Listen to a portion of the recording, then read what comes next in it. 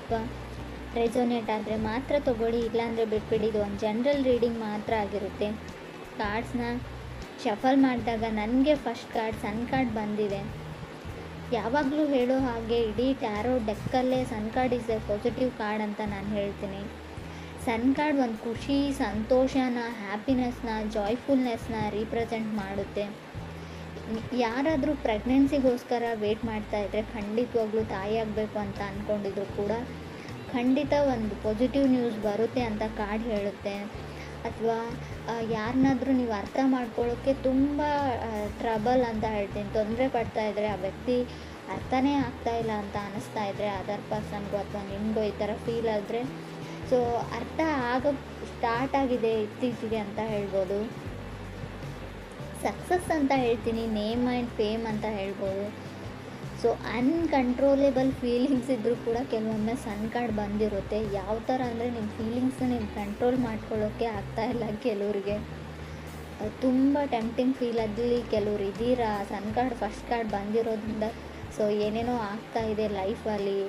Starting experience ಅಂತ ಹೇಳ್ಬೋದು, first time ಅಂತ ಹೇಳ್ತೀವಲ್ಲ, ಯಾರ ಮೇಲೂ ತುಂಬ ಹೆವಿ ಲವ್ ಆಗಿದೆ ನಿಮಗೂ ಅಥವಾ ಅದರ್ ಪರ್ಸನ್ಗೂ.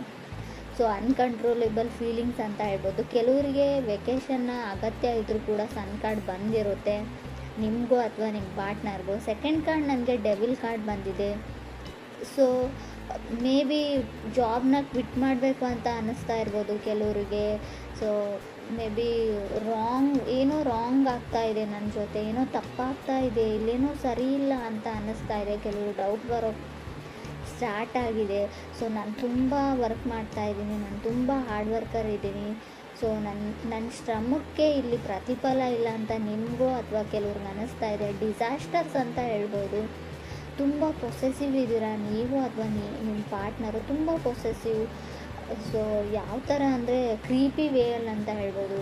ಸೊ ಪಾಸಿಟಿವ್ ಪೊಸೆಸಿವ್ನೆಸ್ ಅಲ್ಲ ಇದು, ತುಂಬ ನೆಗೆಟಿವಿಟಿ ಇದೆ, ಟಾಕ್ಸಿಕ್ ಎನರ್ಜಿ ಅಂತ ಹೇಳ್ತೀವಿ. ನಿಮ್ಮನ್ನು ಅವ್ರು ಫುಲ್ಲಿ ಕಂಟ್ರೋಲ್ ಮಾಡೋಕ್ಕೆ ಟ್ರೈ ಮಾಡ್ತಾ ಇದ್ದಾರೆ ನಿಮ್ಮ ಪಾರ್ಟ್ನರ್, ಅಥವಾ ನೀವು ಅವರನ್ನು ಆಲ್ರೆಡಿ ಮ್ಯಾರಿಡ್ ಇರ್ಬೋದು. ಅವ್ರ ಜೊತೆ ಯಾಕೆ ಮಾತಾಡಿದೆ, ಇವ್ರ ಜೊತೆ ಯಾಕೆ ಮಾತಾಡಿದೆ. ಸೊ ಅನುಮಾನ ಅಂತ ಹೇಳ್ತೀನಿ, ತುಂಬ ಡೌಟ್ಸ್ ಇದೆ ಅವ್ರಿಗೆ. ಥರ್ಡ್ ಕಾರ್ಡ್ ನನಗೆ ಮೆಜಿಷಿಯನ್ ಕಾರ್ಡ್ ಬಂದಿದೆ. ಮೇ ಬಿ ನೀವು ಕನೆಕ್ಟ್ ಆಗಿರೋ ವ್ಯಕ್ತಿ ವೃಶ್ಚಿಕ, ಮಿಥುನ ಅಥವಾ ಕನ್ಯಾ ರಾಶಿಯವರು ಆಗಿರ್ಬೋದು. ಬಿ ಕೇರ್ಫುಲ್ ಅಂತ ಹೇಳ್ತಾ ಇದೆ. ಎಸ್ಪೆಷಲಿ ನೀವು ಸೊ ನಾನು ಮಾತನ್ನು ರಾಂಗಾಗಿ ತೊಗೊಳ್ಬೇಡಿ. ಮೇ ಬಿ ಮಿಥುನ್ ರಾಶಿಯವ್ರ ಜೊತೆ ಕನೆಕ್ಟ್ ಆಗಿದ್ರೆ ಸ್ವಲ್ಪ ಕೇರ್ಫುಲ್ ಆಗಿರಿ ಅಂತ ಹೇಳುತ್ತೆ. ಎಲ್ರಿಗೂ ಅನ್ವಯಿಸಲ್ಲ ಫ್ರೆಂಡ್ಸ್, ಮತ್ತೆ ಹೇಳ್ತಾ ಇದ್ದೀನಿ, ಕೆಲವ್ರಿಗೆ ಮಾತ್ರ. ಕೆಲವರು ಡ್ರೀಮ್ ಅಂತ ಪಡ್ತಾಯಿದ್ರೆ ನಿಮ್ಮ ಲೈಫಲ್ಲಿ ಈ ವ್ಯಕ್ತಿನೇ ಬರಬೇಕು, ತುಂಬ ಕನಸುಗಳನ್ನ ಕಂಡುಕೊಂಡಿದ್ರೆ ಮೇ ಬಿ ಅವ್ರು ಸಿಂಹ ರಾಶಿ ಅಥವಾ ಮಕರ ರಾಶಿಯವ್ರ ಬಗ್ಗೆ ನೀವು ಕಟ್ಕೊಂಡಿರ್ಬೋದು ಅಂತ ಕಾರ್ಡ್ ಹೇಳುತ್ತೆ. ಫೋರ್ತ್ ಕಾರ್ಡ್ ನನಗೆ ನೈಟ್ ಆಫ್ ಪೆಂಟಿಕಲ್ಸ್ ಬಂದಿದೆ. ಮೇ ಬಿ ಮಕರ ರಾಶಿಯವ್ರ ಜೊತೆ ನೀವು ಕನೆಕ್ಟ್ ಆಗಿದ್ರೆ ಅವ್ರು ತುಂಬ ಅವ್ರ ಫೀಲಿಂಗ್ಸ್ನ ಕಂಟ್ರೋಲ್ ಮಾಡ್ಕೊಳ್ತಾರೆ, ಬಟ್ ನಿಮಗೆ ಅನ್ಕಂಟ್ರೋಲೇಬಲ್ ಫೀಲಿಂಗ್ಸ್ ಇದೆ ಅಂತ ಹೇಳ್ಬೋದು ಕಾರ್ಡ್ ನೋಡಿದರೆ. ಫೋರ್ತ್ ಕಾರ್ಡ್ ನನಗೆ ನೈಟ್ ಆಫ್ ಪೆಂಟಿಕಲ್ಸ್ ಬಂದಿದೆ. ಸೊ ಕೆಲವೊಮ್ಮೆ ನೈಟ್ ಆಫ್ ಪೆಂಟಿಕಲ್ಸ್ ಮಾಡೋದನ್ನೆಲ್ಲ ಮಾಡಿಬಿಡ್ತಾರೆ ನೀವು ಅಥವಾ ನಿಮ್ಮ ಪಾರ್ಟ್ನರು. ಸೊ ನಾನೇನೂ ಮಾಡಿಲ್ಲ ಅನ್ನೋ ರೀತಿ ಇರ್ತಾರೆ. ಸೊ ಸ್ಮೂತ್ ಕ್ರಿಮಿನಲ್ಸ್ ಅಂತ ಹೇಳ್ತೀವಿ. ಸೊ ಯಾವುದೋ ಒಂದು ತಪ್ಪು ಕೆಲಸ ಅಂತ ಹೇಳಲ್ಲ ಫ್ರೆಂಡ್. ಸೊ ಹೇಗೆ ನಿಮ್ಮನ್ನು ಪಡ್ಕೊಳ್ಬೇಕು ಅನ್ನೋದನ್ನೆಲ್ಲ ಅವ್ರು ಎಫರ್ಟ್ ಹಾಕಿ ಮಾಡಿಬಿಡ್ತಾರೆ. ಕೊನೆಗೆ ಅವ್ರ ಫೀಲಿಂಗ್ಸ್ನ ಶೇರ್ ಮಾಡ್ಕೊಳ್ಳೋ. ಸೊ ಬಂದು ನಿಮ್ಗೆ ಅವ್ರು ಪ್ರಪೋಸ್ ಮಾಡಲ್ಲ, ಹೇಳಲ್ಲ, ಅದನ್ನು ಮನಸ್ಸಲ್ಲೇ ಇಟ್ಕೊಂಡಿರ್ತಾರೆ. ಈ ಥರ ನೀವಿದ್ದೀರೋ ಅದರ್ ಪರ್ಸನ್ ಇದ್ದಾರೋ. ಸೊ ಏನೂ ಗೊತ್ತಿಲ್ಲ, ನನಗೇನೂ ಆಗಿಲ್ಲ, ಏನೂ ನಡೆದೇ ಇಲ್ಲ, ನನ್ನ ಮನಸ್ಸಲ್ಲಿ ಏನೂ ಇಲ್ಲ ಅನ್ನೋ ಥರ ಆ್ಯಕ್ಟ್ ಮಾಡ್ತೀರಾ ನೀವು ಅಥವಾ ಅದರ್ ಪರ್ಸನ್. ಕಾರ್ಡ್ ಹೇಳೋ ಪ್ರಕಾರ ತುಂಬ ಸೀಕ್ರೆಟಾಗಿ ಯಾರನ್ನು ಅಡ್ಮೈರ್ ಮಾಡ್ತಾ ಇದ್ದೀರಾ ಮನಸ್ಸಲ್ಲಿ ನೀವು ಅಥವಾ ಅದರ್ ಪರ್ಸನ್ನು ಅಂತ ಕ್ಲಿಯರಾಗಿ ಕಾರ್ಡಲ್ಲಿ ಗೊತ್ತಾಗ್ತಾ ಇದೆ. ತುಂಬ ಹೆವಿ ಲವ್ ಇದೆ, ಮನಸ್ಸಲ್ಲಿದ್ದಾರೆ ಆ ವ್ಯಕ್ತಿ, ಕನಸಲ್ಲಿ ಕೂಡ ಬರ್ತಾರೆ ಅಂತ ಹೇಳ್ಬೋದು. ಫಿಫ್ತ್ ಕಾರ್ಡ್ ನನಗೆ 8 ಆಫ್ ಸಾರ್ಡ್ಸ್ ಬಂದಿದೆ. ಫಿಫ್ತ್ ಪ್ಲೇಸಲ್ಲಿ 8 ಆಫ್ ಸಾರ್ಡ್ಸ್ ಬಂದರೆ ಲಾಸ್ಟ್ ಅಂತ ಅನಿಸುತ್ತೆ. ಲಾಸ್ಟ್ ಚಾನ್ಸ್ ಯಾರು ನಿಮ್ಗೆ ಕೊಡ್ತಾ ಇದ್ದಾರೆ, ಕೆಲವ್ರಿಗೆ ಹೇಳ್ತಾ ಇದ್ದಾರೆ ಇದೇ ಲಾಸ್ಟ್ ಆ್ಯಂಡ್ ಫೈನಲ್. ಮತ್ತೊಮ್ಮೆ ಈ ಥರ ತಪ್ಪು ರಿಪೀಟ್ ಆದರೆ ಸೊ ನನ್ನಿಂದ ಇದನ್ನು ಎಕ್ಸೆಪ್ಟ್ ಮಾಡೋಂಗಿಲ್ಲ ನೀನು, ನಾನು ಮತ್ತೆ ನಿನ್ನನ್ನು ಎಕ್ಸೆಪ್ಟ್ ಮಾಡ್ಕೊಳ್ತೀನಿ ಅಂತ. ಸೊ ಆ ಥರ ಯಾರೋ ನಿಮ್ಗೆ ಸರಿಯಾಗಿ ಆವಾಜ್ ಆಗ್ತಾ ಇದ್ದಾರೆ ಅಂತ ಕೂಡ ಹಾಕಿದ್ದಾರೆ ಆಲ್ರೆಡಿ ಅಂತ ಕೂಡ ಕಾರ್ಡ್ ಹೇಳ್ತಾ ಇದೆ. ಸಿಕ್ಸ್ ಕಾರ್ಡ್ ನನಗೆ 10 ಆಫ್ ವಾಂಡ್ಸ್ ಬಂದಿದೆ. ಕೆಲವ್ರಿಗೆ ಒನ್ ಸೈಡ್ ರಿಲೇಷನ್ಶಿಪ್ ಅಂತ ಹೇಳ್ತೀನಿ. ಸಾರಿ ಫ್ರೆಂಡ್ಸ್, ಕೆಲವ್ರದ್ದು ಯಾಕೋ ಒಬ್ಬರ ಕಡೆಯಿಂದ ಇಂಟ್ರೆಸ್ಟ್ ಇಲ್ಲ, ಇನ್ನೊಬ್ಬರ ಕಡೆ ತುಂಬ ಇಂಟ್ರೆಸ್ಟ್ ಇದೆ. So no is no, yes is yes ಅಂತ ಹೇಳ್ತೀವಿ. ಸೊ ತುಂಬ ಕೆಲವ್ರಿಗೆ ಯಾವ ಥರ ಅಂದರೆ ಒಬ್ಬರು ನೋ ಅಂತ ಹೇಳಿದರೆ ಅದು ನೋ ಆಗಿ ತೊಗೊಳ್ಳೋದಿಲ್ಲ. ಸೊ ಅವ್ರಿಗೆ ಇಷ್ಟ ಇಲ್ಲ ಅಂದರೆ ಅವ್ರ ಪಾಡಿಗೆ ಅವ್ರನ್ನ ಬಿಟ್ಬಿಡಿ, ಬ್ರೇಕಪ್ ಮಾಡ್ಕೊಳ್ಳಿ, ಮದುವೆ ಆಗಿದ್ದರೂ ಕೂಡ ಡಿವೋರ್ಸ್ ತೊಗೊಳ್ಳಿ ಅಂತ ಹೇಳ್ತೀನಿ. ಕೆಲವೊಮ್ಮೆ ತುಂಬ ಕ್ರೀಪಿ ಅಂತ ಆವಾಗಲೇ ಹೇಳಿದೆ, ತುಂಬ ಡೌಟ್ಸು ನಿಮ್ಮ ಮೇಲೆ, ಯಾವಾಗಲೂ ಅನುಮಾನ, ಯಾವಾಗಲೂ ಹರ್ಟ್ ಮಾಡ್ತಾರೆ. ಟಾಕ್ಸಿಕ್ ರಿಲೇಷನ್ಶಿಪ್ ಇದ್ದರೆ ಅದರಿಂದ ಹೊರಗಡೆ ಹೋಗಿ, ನೀವು ಅಥವಾ ಅದರ್ ಪರ್ಸನ್. 7th ಕಾರ್ಡ್ ನನಗೆ ಟೆಂಪ್ರೆನ್ಸ್ ಕಾರ್ಡ್ ಬಂದಿದೆ. ಮೇ ಬಿ ಧನುರಾಶಿಯವ್ರ ಜೊತೆ ಕೆಲವರು ಕನೆಕ್ಟ್ ಆಗಿರ್ಬೋದು. ಸೊ ಹೋಲ್ಡ್ ಆನ್ ಅಂತ ಹೇಳ್ತೀನಿ, ಅವ್ರನ್ನ ಅವ್ರ ಪಾಡಿಗೆ ಬಿಟ್ಬಿಡಿ ಅಂತ ಕಾರ್ಡ್ ಹೇಳ್ತಾ ಇದೆ. ಯಾಕೋ ಗೊತ್ತಿಲ್ಲ ನನಗೆ. ಸೊ ಬ್ಯಾಲೆನ್ಸ್ ಕಮ್ಮಿ ಇದೆ. ಸೊ ನಿಮ್ಗೆ ಖಂಡಿತ ಅನಿಸುತ್ತಾ ಬ್ರೇಕಪ್ ಆಗಿದೆ, ಆಲ್ರೆಡಿ ದೂರ ಆಗಿದ್ದೀರ ನೀವು, ಮತ್ತೆ ಆ ವ್ಯಕ್ತಿ ಬೇಕು ಅಂತ ನಿಮ್ಗೆ ಅನ್ನಿಸ್ತಾ ಇದೆ, ನಿಜವಾಗ್ಲೂ ನಿಮಗೆ ಮನಸ್ಸಿಂದ ಬರ್ತಾ ಇದೆಯಾ ಆ ಮಾತು ಅಂತ ಇನ್ನೊಂದು ಸರ್ತಿ ಯೋಚನೆ ಮಾಡಿ ಅಂತ ಕಾರ್ಡ್ ಹೇಳುತ್ತೆ.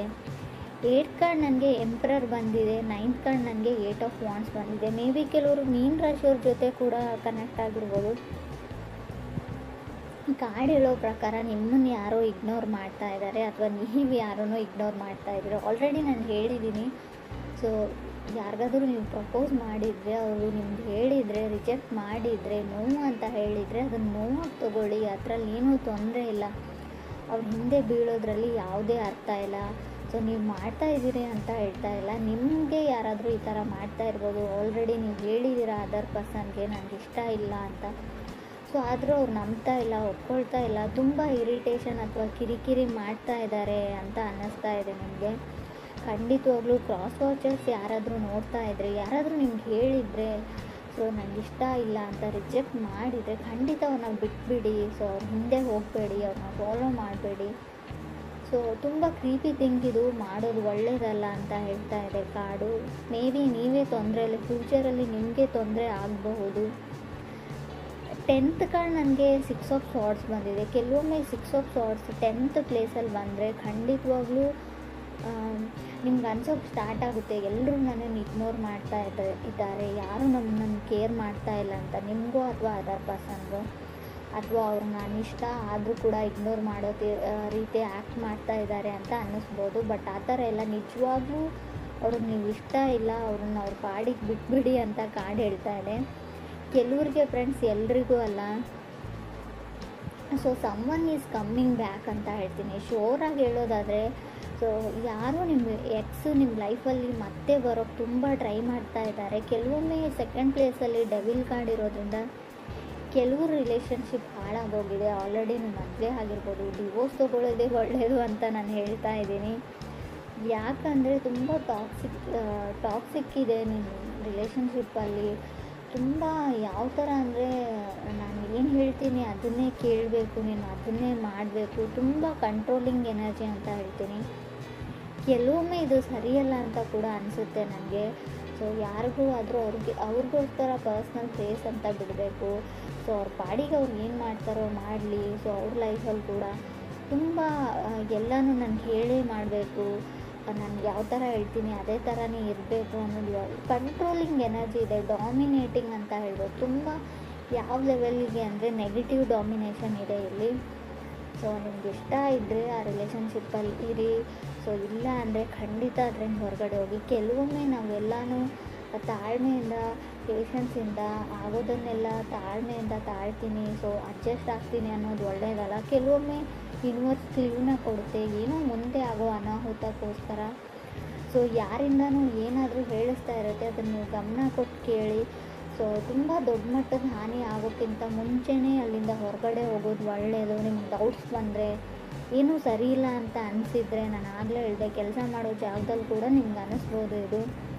ಸೊ ಯೋಚನೆ ಮಾಡಿ.